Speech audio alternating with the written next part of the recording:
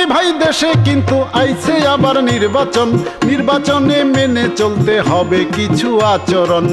মনে রাখবেন এই কথাটি, দেশের মালিক জনগণ। আপনি যদি নির্বাচনে প্রার্থী হতে চান, পারবেন না কোথাও দিতে কোনো অনুদান। চাঁদা দিলে শাস্তির কথা আপনার উচিত জানা, একই সাথে হতে পারে জেল জরিমানা। মনোনয়ন পত্র দাখিল করতে যাবেন যেদিন, কোনো প্রকার শোডাউন চলবে না সেদিন।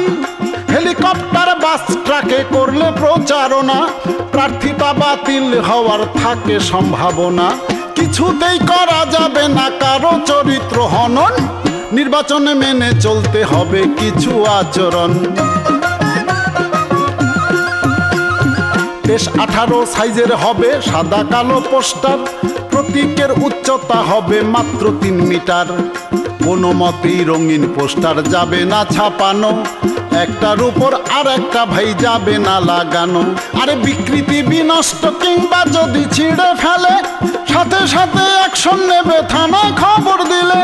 বাড়ির ছাদে সেতু কিংবা রোড ডিভাইডারে যাবে না তো কিছুই লেখা ভোটের প্রচারে।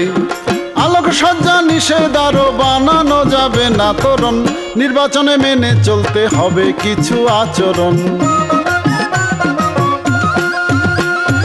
ইউনিয়নে ক্যাম্প থাকিবে মাত্র একটা করে, প্রচারণা নিষেধ মসজিদ গির্জা ও মন্দিরে। আরে ভোটার ভাইরা আপনাদের বলছি, এইবার নির্বাচনে যদি কোনো প্রার্থী আপনার যোগ্য মনে না হয়, তাহলে আপনি ইচ্ছা করলে না ভোট দিতে পারেন, উপরে কাহাকেও না হয়ে ক্রস প্রতীকে। আর ওই না ভোট যদি শতকরা 50 ভাগের বেশি হয়, তাহলে আপনার আসনে পুনরায় নির্বাচন অনুষ্ঠিত হবে। না ভোটের কথা নিজেও মনে রাখবেন, অন্যকেও বুঝিয়ে বলবেন। আরও একটা কথা আমি এখন বলতে চাই, ভোট বিক্রি আর বিবেক বিক্রি সমান কথা ভাই। ক্যাম্পে দেখানো নিষেধ টিভি ভিসিআর, 2টা থেকে 8টা হবে মাইকের ব্যবহার। ক্যাম্পে বসে খাদ্যদ্রব্য কেউ তো খাবে না, রাস্তা বন্ধ করে সভা করা যাবে না।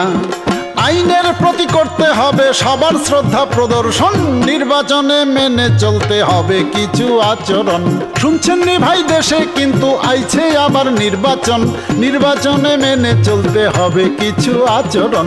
নির্বাচনে মেনে চলতে হবে কিছু আচরণ, নির্বাচনে মেনে চলতে হবে কিছু আচরণ। নির্বাচনে